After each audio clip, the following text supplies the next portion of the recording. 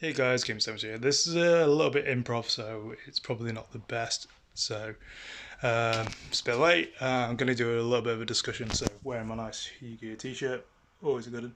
So discussion today, as it always is about the what MCall4 has basically put a video on you saying how I think it was before we had assault mode activate decks, which were topping, and I kind of like had a little weird thing as like, and then I thought about Drytron, and then I thought about all the text and that. So you had like Herald of Perfection, Herald of Ultimateness, Ava, and then the other heralds like the Herald of Orange Light, Green Light. Occasionally, I think purple's added in there.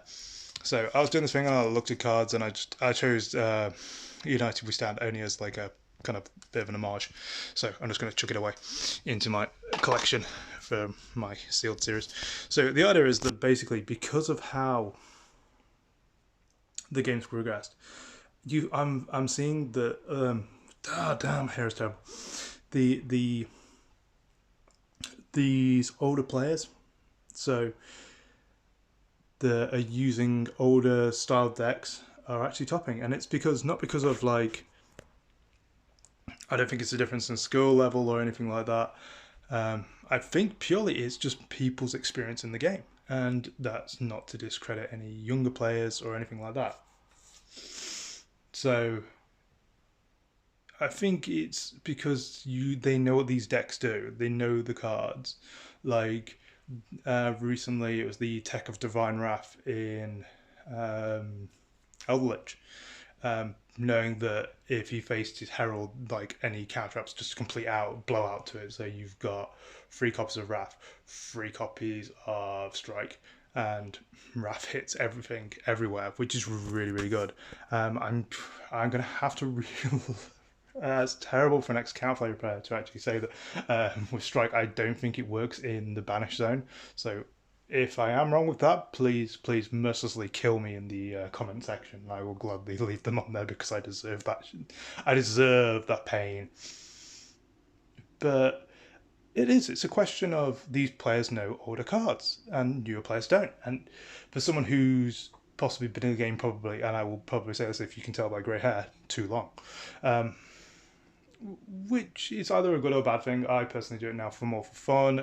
Even the YouTube channel, I am taking it a bit more seriously, but it's still going to be more on the casual end. I'm not going to be that serious, but I like the idea of this.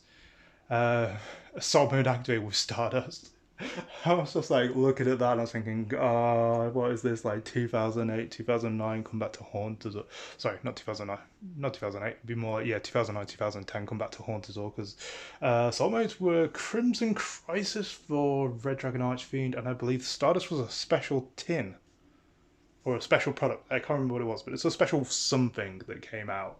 So these are old cards, and it's just the interactions that people know, and it'd be like if this. There are some, I still swear, some like experienced players from the 5Ds era who still play. I believe one of them is Johnny, Asian Persuasion 2008.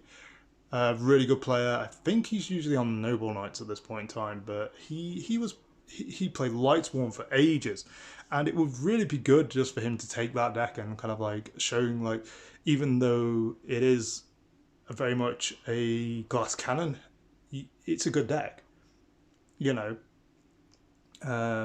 Bearing in mind, so I like the fact that we're seeing a revival of like older cards that just these newer players just have no experience dealing with, which to me is hilarious. So because when you think of a lot of top players, I can only think of a lot of the like more better ones.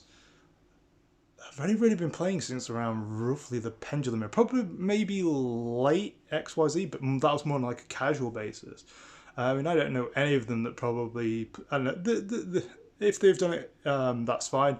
I'm not very good on the American regional circuit. I know from research and other YouTubers over the years that saying of different things, but it's an interesting topic to work out that older style decks, because current player base don't know about them, are just struggling, and it's hilarious to think of that these older decks are just like beating people just through sheer knowledge of the game, knowledge of what the card does, card interaction, which is I love it. I think it's a great time to play this game, and I'm really, really happy for it. So I want to see a good revival of this. This is a good thing. I mean, tell me in the comment section if I'm an ass, and I'll accept it. It's more of a discussion video, not me kind of forcing my opinion on anybody. I personally hated Herald when it came out. I was never a big fan of the deck. I play Count Fairies. Count Fairies is a stun deck, but Herald to me was just didn't suit my playstyle. It was too reliant, but I think we're going to see a bit of a renaissance in kind of like the older style of decks kind of like coming forth. I'd love to like what is it? See Black Wings kind of come back, and like I know they've made kind of an OCG impact, but again, max see what you're gonna do. So that we'll see how that goes. So obviously this is a discussion video. It's not meant to be taken seriously. Hopefully, this will be something that leads to a starting point. I am going to start a new series soon on archetypal discussions from back when I first started playing, which will be personal to me, as I started playing around, I'd say about 2007 I started playing. So I really, really like that, and I played from, I'd say, the latter half of GX. I think the first set that I bought personally for myself was Strike of Neos, was kind of like roughly where I started. I think like the main core set that I first bought was Force of the Breaker. So I kind of really started quite, I'd say, early-ish, but not as much as some of the OG guys. I did have cards because I collected Shonen Jump magazine at the time. I read the Yu-Gi-Oh manga. I didn't prefer the series. I preferred the manga personally. That's never discredit the anime. I still like it.